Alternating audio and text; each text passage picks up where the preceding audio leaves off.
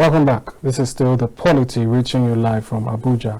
I've been joined now in the studio by Dr. Law Mefo to speak on, key issues, particularly focusing on security, the economy, and the administration's plans and strategies to deal with these issues. Welcome to the program. Good afternoon. Thank you. Good afternoon. All right, let's start with security and what we're seeing. Just yesterday, Malam Nuhu Ribadu assumed office as the new National Security Advisor. What's your take on what this could mean for security in the country, given the antecedents or the record of this particular personality? He was a former policeman. He was in the EFCC, but I'm not really sure about his involvement in security on a large scale. So, what do you think this appointment means? Security on a large scale. I like that. Well, you see, Nuhu Ribadu is experienced enough, and he has been an intelligence officer, apart from being a retired Assistant Inspector General of Police. That is about the peak of the Nigeria Police Force. Having attained that height, it shows that indeed he has been through the nation's security system. First and foremost, we must appreciate one thing. The numero uno security architecture of any country is the police force. The police is the number one. Every other security agency is a derivative of the original and fundamental function of the police, including the army. What that means is that a thoroughbred police officer should be able to coordinate security. Since every security apparatchiki is deriving from the modern security agency. And Ribadu as a person also has headed the EFCC, and that is further diversification of intelligence and security, because of course EFCC is a security agency, because it's tackling financial crimes, and that is an added experience to him. So those who express doubt regarding his capacity to wield, that office, I don't think the worry should even be coming from that perspective. In terms of training, exposure, and participation in security agency and processes in Nigeria, I believe that is a given that he should be able to deliver.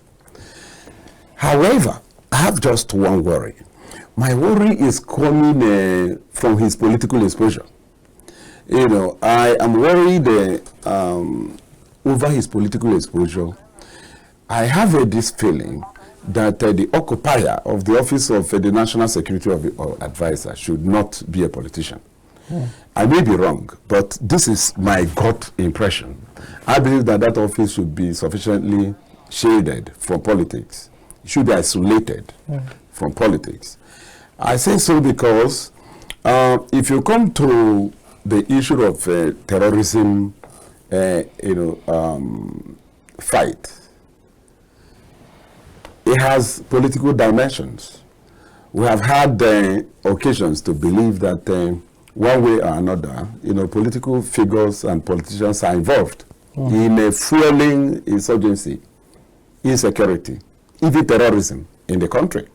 So if the occupier of that office comes face to face with the chieftains of his own political party, will he really still be firm and fair and disposed to deal with such situation in a way and manner that is expected of him and of his office?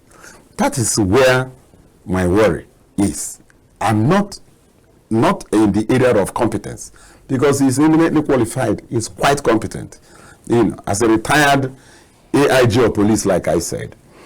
That said, I also believe that the onus is on him. The preponderance is not lost on him. I believe that that duty confers on him the need to prove that indeed he will be neutral enough to deal with all manner of men without a fear of favor. And if he's able to do that, he should be able to coordinate the security agencies. I am also worried about what I call a prima donna syndrome. There is always this feeling in establishments, especially in the security circles, for some agencies to feel superior to others. If you come to the emphasis, the feeling of superiority over the rest by the army, for example, is always visible. The army, the way they look at even the Air Force and the Navy. You can now imagine how they will be looking at the police itself. So the Republic coming from the police, yes. How will we be able to deal with this? Yeah, I was going to bring this up. There's been talks that that position, the military respects it more when they believe one of their own, or someone who used to be one of their own, occupies it, and it might be a bit difficult. Although historically speaking, there are accounts where a former AIG, a former IG, they've occupied I remember Gambo was the there. position. Yes. Gambo Jumeta was there. In this period, do you think he can, overcome that, gain that respect, where the people he's speaking to realize that he has the capacity, even if he was not a military man? That is why I raised that that is an area, a second challenge he has to deal with. But it's not alone. The Commander-in-Chief of the Armed Forces of Federal Republic of Nigeria is a full-blown civilian. Do you understand what I'm saying? In other words, if Tinubu can command the army, command the military, command the police, he himself as a retired AIG should be able to coordinate the rest. Because his office is even less, given compared to the office of the president. So it's not the occupier, as a matter of fact. It is the specifications of the office statutorily provided for, what you call legal rational authority, where it comes to authority on power relations. Do you understand that? So it is for him to focus on the powers imbued in him as the National Security Advisor. He does not need to be afraid of anybody. After all, he has the president to fall back on at all times. And the way it is either you shape up or you ship out. That's the way it is. If you can't function under a retired police officer as the National Security Advisor, the door is open. Nobody will stop you from resigning. Do you understand what I'm saying? Yeah. But again, you see, these men at that level are professionals. Chief of Army Staff, Chief of Naval Staff, IGP of Police, and so they are professionals. And they understand the statutory rules, of the National Security Advisor. There is not a personal thing here. So if you occupy the office, you invoke the dictates, the express and extant provisions of the laws establishing the office. That is all he needs to do.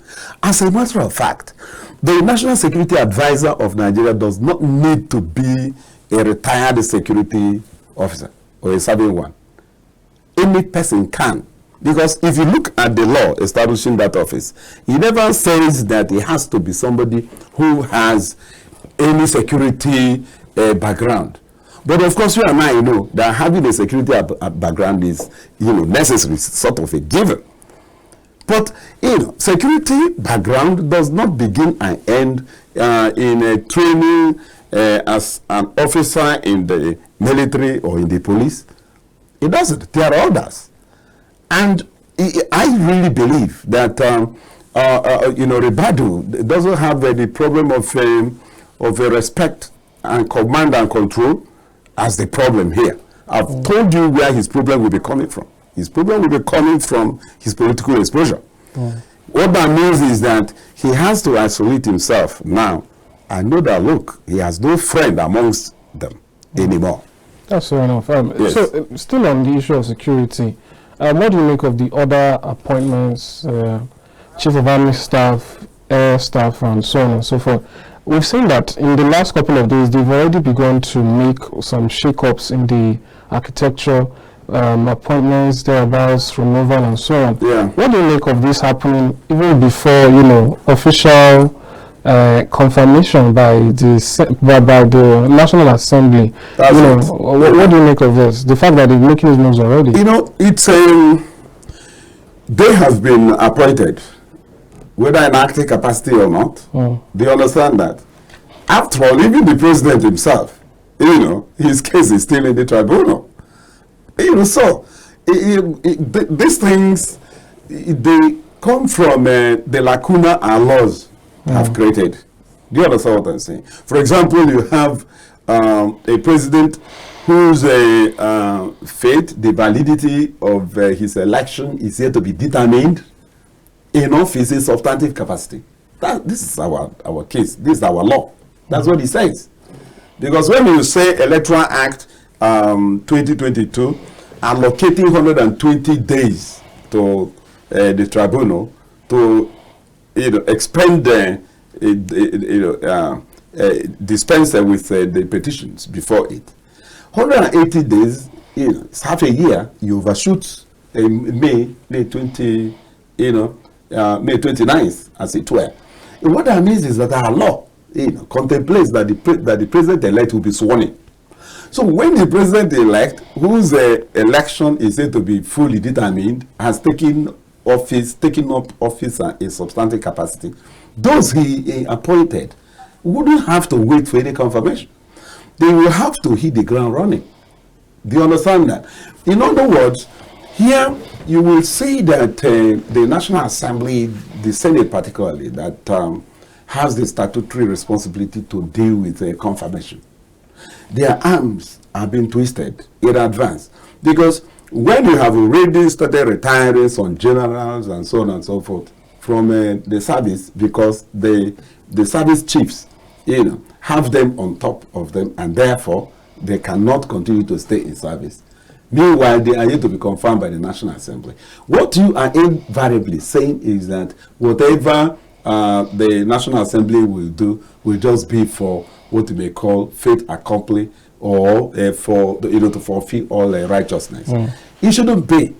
There ought to be normal process that would enable all the statutory organs dispense with their work before you assume office even. So for me, they ought not to have been appointed in the first place. Well, what do you think the fault is? Is the fault is it the laws or the manner in which the president did it? I think it's both. Because it has always been like that. People are appointed in acting capacity, and they really do the job of the substantive office occupiers until their confirmation or otherwise come. So it has always been the trend, and you can't expect the service chiefs appointed to wait for their confirmation before they really begin to do their job. Because as far as they are concerned, they are already appointed. They have been celebrated by their peers, by their colleagues. So the National Assembly, I don't know, to really take a lot not to confirm them. Their confirmation, if it does not come, we really have to take an earthquaking information that the entire country would agree, hey, this one cannot be. Do you understand that? So it's not tidy, but that's our law. That's why some of us have often said, beginning with the president, ensure that the person is duly elected, confirmed by the Supreme Court, then he is sworn in. And any other appointment, especially in such sensitive positions, will have to go to the National Assembly, because that is the express provision of the Constitution. They have to be confirmed. Yes. And it's not the service chiefs alone. The CBN governor is there now in acting capacity. His name hasn't gone to National Assembly, or no substantive nominee has gone to National Assembly, and is already taking far-reaching decisions of both monetary and physical dimensions. Right. So, it's interesting, really, and yeah, it is. It also brings the question of how the president or how the executive will relate with the legislature, and if their awards, really count. Like you said, if the names had been sent first, it gives the impression that we actually do need your confirmation. It's not just to fulfill our righteousness. Yes. So, but moving forward, what do you make of the appointments themselves? I believe when the four service chiefs are put side by side, they're actually from different zones of the country. But there were comments about the other appointments he made, particularly within the Aso Rock there and some military officials, and people made comments that these people seem to be from one region of the country. What's going on? Yeah, so is that something that needs to also have that spread, being that these are people who are meant to be perhaps close to him? I think there has been a spread sufficiently, if you ask me. Where it comes to the what you may call the frontline operators of the national security architecture, the service chiefs, the IGP of police, then the National Defense Intelligence, the National Security Advisor, and the Office of the Secretary to Government of the Federation. These are 7 key positions that surround the president on the table in dealing with the issues of national security. And every region in the country is represented, if you look at it, if you look at that spread. During the Buhari presidency, Southeast for 8 years was excluded. But this time around is different. The man in charge of Navy is Emmanuel Ikechukwu Ogala. He's from Enugu-Ezike, Enugu State. And you see the Chief of Army Staff is Ogun. The Southwest IGP of Police also Ogun. There is the National Defense Intelligence, EPA, General EPA is from South.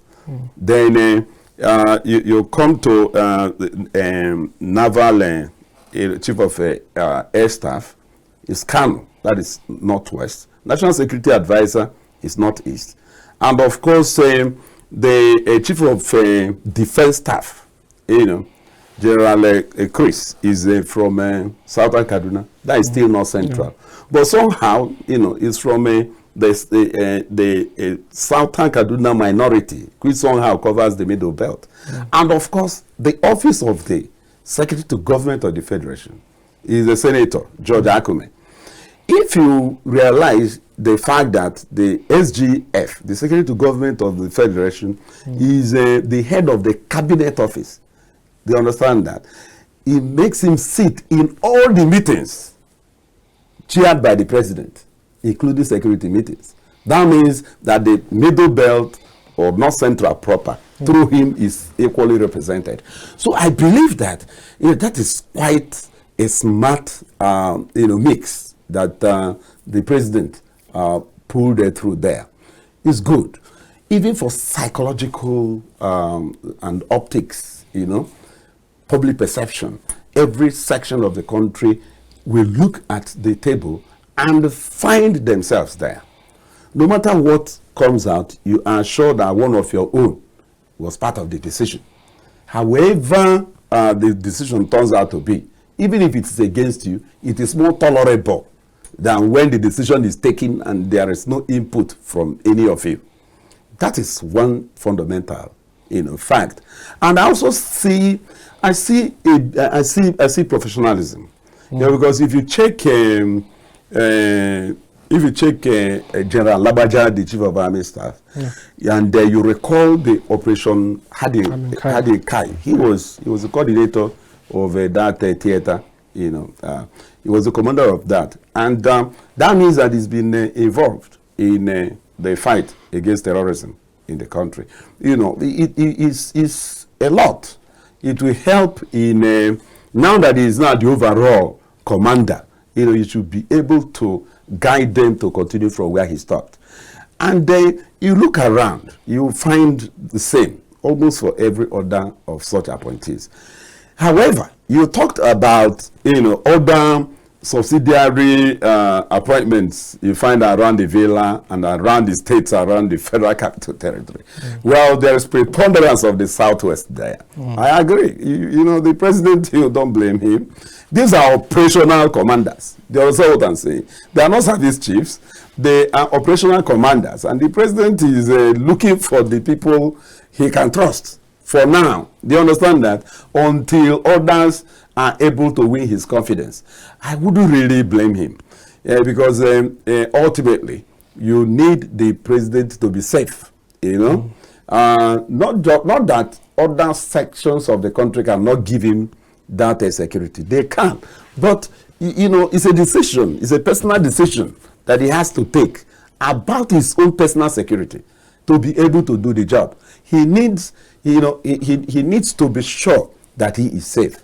And if this is the only way he would feel safe enough in that villa to be able to discharge his glorious responsibilities, so be it.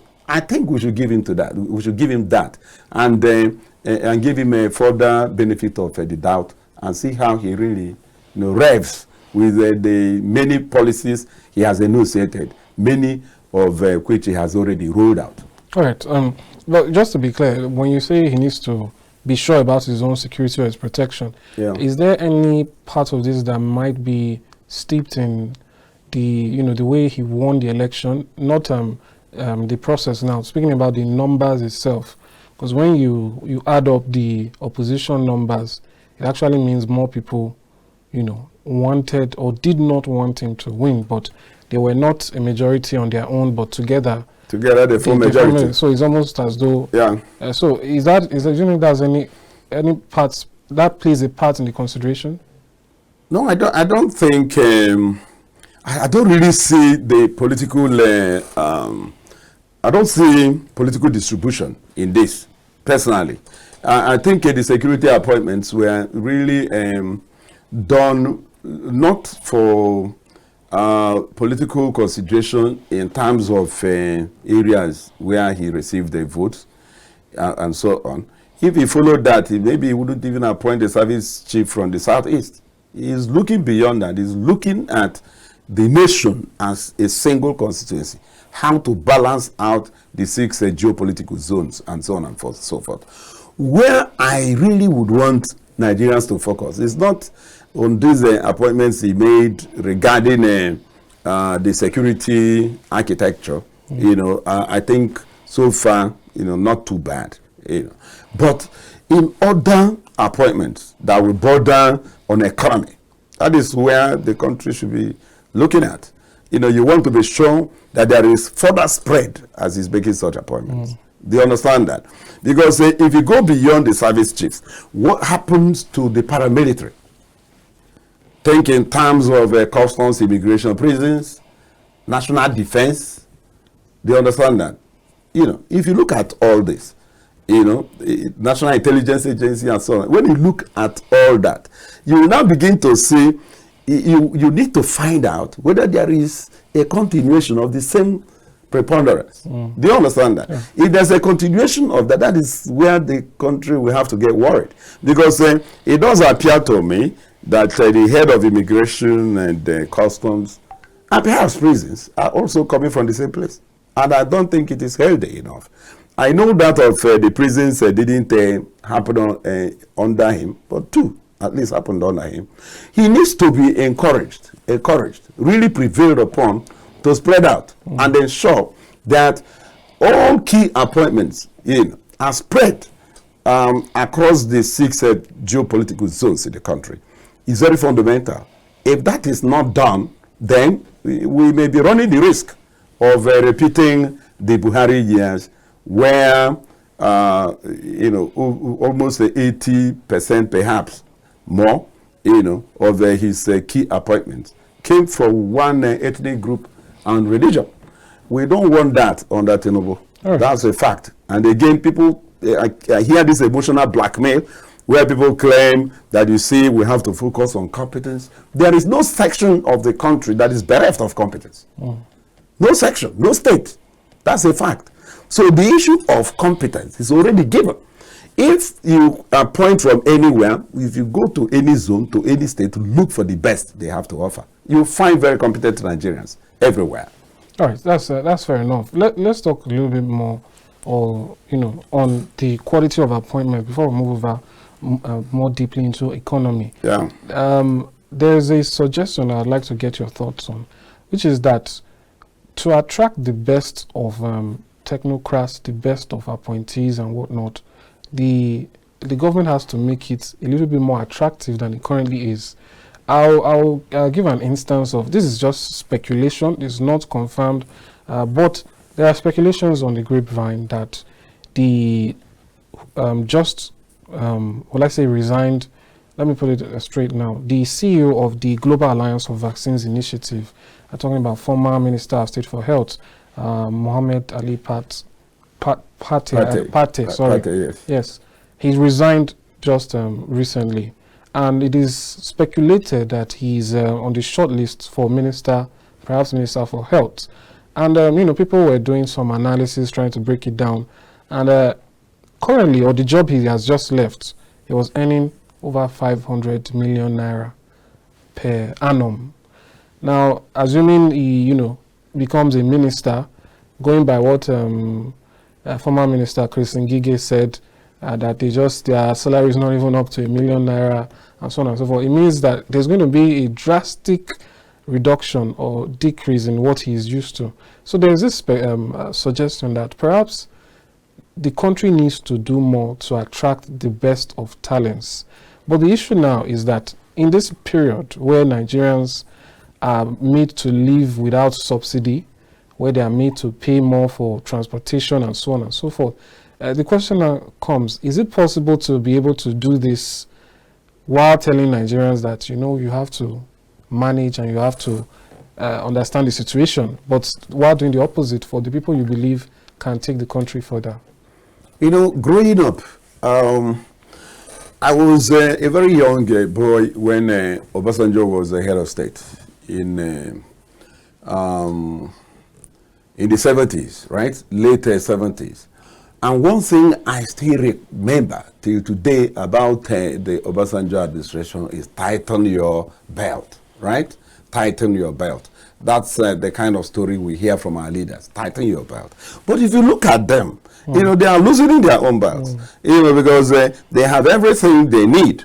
They can't afford to tighten because that may cause even health hazards, because they are actually bloating up, and they're flowing over because of what you may call the perks of office. And given this situation, we are still worried that there's somebody who is appointed a minister, may not see enough to attract him to resign a seeming lucrative appointment, like the example of Pate you have given. You see, at that level, men at that level are not really looking for salary. The opportunity to serve your country. Do you understand what I'm saying? Yeah. And then at that level, he's been a former minister and all that. He has conquered the poverty, and those things are no longer. In fact, they have reached what you call in motivational psychology self-actualization. It is a level in life where you get to, and then you want to give back to the society that has made you. That's where they are. It's no longer a matter of salary. And of course, you and I know that the minister of a particular ministry is the chief executive officer, and they don't rely on their salary. They rely more on their allowances. They have more than enough. I have been in government cycles, so I understand. I was in the Senate at least for 10 years. I understand how it's not salary. Their salary may not be up to 1 million naira, like Ngige said. That's a fact. But the senators, the total take home every month may exceed 15-20 million. How does that come? It comes through allowances. It comes through what you call allocations for committee assignments. It comes from oversight functions and all that. The money they need to live large is inbuilt in the system. So the people, there is enough attraction to bring anybody home. And if we really talk in terms of what one stands to gain, persons like Ngozi Okonjo-Iweala wouldn't want to live where they were to return to Nigeria, but she did. And she never regretted it. Others who also did, never really regretted it. Look at the case of the present president of Africa Development Bank, Adesina, got that job based on what he did in Nigeria. Do you understand what I'm saying? Ngozi Okonjo-Iweala, even though she was already a very big, girl before she returned to Nigeria to help, she still got further elevation from what she did with our economy as the coordinating minister of economy. So it is not all about the money. The money is inherently there already. The intrinsic value of serving and servicing the country at that level is what is uppermost. Even on the minds of those, people would even pay to be given such opportunity to serve because of the exposure. Because, like I said, it's self-actualizing. And self-actualization in motivational psychology is that level in life where the urge you have is to give back. Men at that level want to give back. They want to be recognized. They see it as recognition. They see it as self-actualization. And many would give an arm to get to that position. So do not, weep for them because of less than 1 million naira.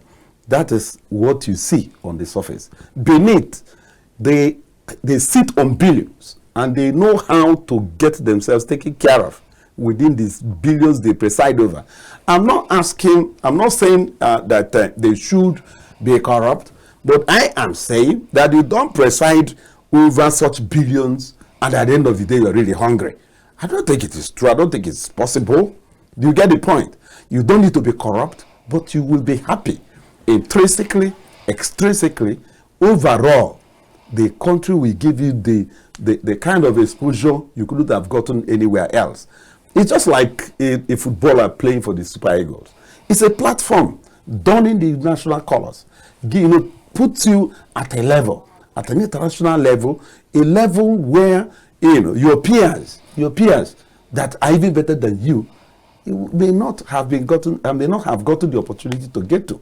So I think the what you may call the motivation to attract the best answer across the globe, the motivation is there. The national platform is enough motivation, and many would come if given the opportunity. That's fair enough. It's interesting you mentioned at the Super Eagles. I believe some time ago, the popular Nigerian striker Ojoni Igalo was asked about playing for Nigeria, and he said in the league, in Nigerian league, because currently he's in Saudi Arabia earning millions of dollars. Yeah. And he said, as long as security is provided, he doesn't mind playing for free. Good. For Nigeria. So it's not about money. It's not all about money. Money is extrinsic motivation, but even more important to men who have hit the peaks of their career is an intrinsic motivation. They want a platform where they can give back. All right, that's fair enough. Yes. So let's move now to the economy, particularly the floating of the naira. I don't know, from your point of view, what do you think could eventually, be the gains from this? Because at the moment, within this, the nearest future that we're all witnessing now, people are seeing a lot of negatives and they are wondering, when do we start to benefit? I'll give you a range of examples. Students who have gotten admission to study abroad suddenly now have to pay extra millions in their tuition and all that because they no longer have access to CBN rate dollars. We have for import duties, the customs said that it has risen because the dollar has risen. So now the cost of importation is even more, and at the end of the day, it translates to the final consumer. So even, commodities like cars and so on, whatever gets imported, the price is going to trickle down to the consumer. Yeah. These are the, some things we are seeing as part of this. I know the other day, there was the news broke that the federal allocation used the CBN rate at the time, but then that allocation is the allocation for May being paid in June, so that's explainable. But that aside, what do you think could actually eventually be the benefit, so that one day when Nigerians look back and say, this was the right decision for all of us? You know, government and governance in Nigeria have always been a funny mix, and the masses have always been in on the short end of the stick, right? The receiving end. Many of these policies are forced upon the people because government can't deal with corruption. You know, before we were dealing with two exchange rates, one official, one from the parallel market. And but the fact remains that the one that they call official is not actually real. It's apparent, because government is actually subsidizing the difference one way or another. That is what you mean by that official rate. And when you say you want to float, it means that you are removing the disparity between the two exchange rates. You know, ordinarily, that is what it ought to be. I don't really support two exchange regimes, a situation where there is so much gap, almost double of what you find in the parallel market, compared to what is coming from the so-called official rate. Because if you have a situation where you have official rate at 450 or 460, and in the parallel market you're talking about 750 to 800, it's almost a double. You can see that something is not adding up. There is something, really fishy there. And when you talk about importation, many of these importers seek for exchange rates, from the official rate, and don't import. Because it's not even lucrative importing. Because all you need to do is to move from the CBN to Wuse Zone 4, and so why import when you can actually sell this currency and then make a gain of 300 and something per dollar? Do you see where the problem is? That's where we are. So government is in a sort of dilemma, because if you look at it, government realizes that there is need for the exchange rate to be kept low, and if there is anything government can do to bring the exchange rate from the parallel market to meet the official rate, that is certainly what the government would have done. But government cannot do that, because if you float, it is to the highest bidder, and the highest bidder now is the parallel market. And in fact, about 1 week or so ago, the two met, the parallel market and the official exchange rate met at about 760 something naira to a dollar. Now, you see, if government has been able to deal with corruption inherent in the system, there will be no need to go this route. But you can't deal with the corruption, because those to deal with the corruption are the ones who are actually perpetrating the corruption itself. It is the same thing that has happened to fuel subsidy. When you come to fuel subsidy, what happened to fuel subsidy is that Nigeria is subsidizing fuel consumption even in West African sub-region. How does the Nigerian fuel get to Niger Republic, Benin Republic, and so on and so forth? How? It's official collusion of those who are manning our borders. The customs, immigration, civil defense, the military, they are all involved in this. So how do you deal with it? The government is now transferring that body back to the Nigerian masses by removing fuel subsidy, forcing all of us to buy at the market price. Is because of, not because of corruption, but because of government's inability to deal with corrupt officials. That's what the problem is. Because the inability is coming from, like I said, because you don't expect the person who is perpetrating corruption to deal with himself. Do you see where the problem is? And the president of Nigeria cannot be at the borders. Do you get the point?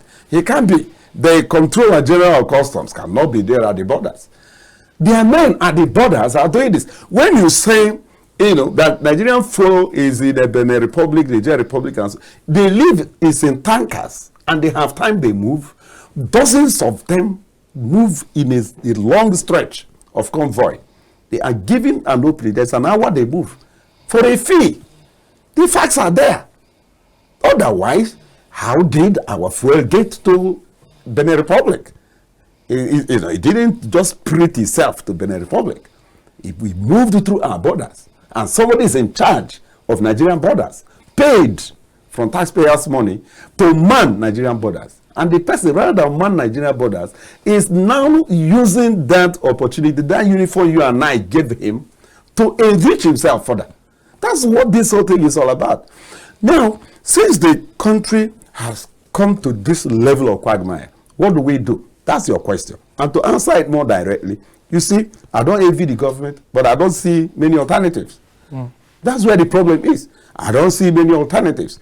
Nigerians will really suffer. They are suffering seriously already. Everybody is suffering. I used to fuel my car with a 15,000, my Highlander, 15,000. But I can't do that with 35,000 naira today. So everybody is involved. We are all suffering it, big and small. I believe that in the long run, water will find its level. Ordinarily, when you remove the disparity between the official exchange rate and the parallel market, it will start with inflation. It will certainly induce inflation. Why? It will induce inflation in the sense that even the country as we are at the moment, our production base is weak. We don't produce much. What that means is that, much of what we consume in Nigeria is imported, including toothpick. Do you understand that? So where I expect government to really move in quickly to deal with and take care of is to ensure that there are things that will be done to stimulate internal production. Rather than continue to give importers, exchange rates at official rates, 460 naira as it were. Yes, you remove it, but again, you can still take care of genuine importers and manufacturers in some other ways. If you look at critical imports, where you come to something like staple foods, right? You can decide to subsidize certain aspects that are critical to Nigerians. America, for example, offers a subsidy on wheat. As big as America is, offers a subsidy, on wheat with supplies for Americans. Do you understand that? So Nigeria must find certain things that really touch the Nigerian masses and do something about them, so that they can access such a goods at a fairly rebate and tolerable, prices. And for manufacturers also, we can creatively offer manufacturers of specific goods, some tax holiday, for example. That's still a way of offering subsidy. Because if government says, okay, if you are manufacturing, product XYZ, you have 2-year tax holiday. That money you would have paid into tax will, rub off on the amount you fix per item that you want to really market to the people. That's the kind of thing that will work. Because if you say, let them take the official rate, many of them don't import. So we take the official rate and use the money for something else. And there is no mechanism to really check who really imports. There is nothing that shows in the whole gamut of policies that I have reviewed that the federal government, the CBN, the Ministry of Finance, and all that have ways they check those who import, what they import, if they really manufacture and stuff like that. So if you take care of such, if you take care of such, somehow, even in the short run, it will ameliorate the suffering of the people. But in the long run, like I said, water will find its level somehow. Nigerians and these things will sort themselves out. When the new fuel price regime was introduced, nobody knew we would survive it. But we haven't died. Do you understand that? We are suffering, but somehow people are adjusting to the reality. Because I haven't seen a Nigerian that believes that fuel subsidy should be retained in the way and manner it was being implemented. It wasn't helping the Nigerian masses. It was still, the people that were feeding fat on fuel subsidy, still the same rich people who are involved in the transaction, the value chain that has to do with. Because let me give you an example. The whole gamut of fuel subsidy will reveal so much that even a Tinubu needs to investigate. If you say that Nigeria was involved in a crude fuel swap, you give a crude, they give you refined product. We shouldn't be talking about money. Do you get my point? Mm. We are offering our crude. We are giving our crude. You are giving us refined fuel. It's a matter of balancing of papers. What quantity of crude do I give you to get that, what quantity of fuel, of refined fuel? There is no money involved in this. The lifting will be done by the beneficiary of such a deal. But we are still talking about trillions in subsidy when you are offering physical crude in swap. Do you get the point? I asked that question once. I said, look, if Dangote would require crude to run his refineries, do we really need to worry? Is it not to give him all the crude he needs, and he gives us all the fuel we need, and he sells the balance to the export? But they are not looking at it from that perspective, because even this proposal had been operated already. They had given people these, some refinery outside Nigeria. They giving the crude in exchange for fuel, and yet they are billing Nigerians in trillions for subsidy. Where is the crude going to? The crude you have given, what happened to it? These trillions you have also collected as subsidy, where has it gone into? We need to investigate what has happened to NNPC. NNPC is a cesspool of corruption. The height of it in Nigeria. All right, so we've already seen calls for the president to focus on that aspect. Hopefully, we get some level of probing. Or that would be nice. That would basic. Thank you so much for coming and for your thoughts on the program. Thank you. The pleasure is always mine. Thank you.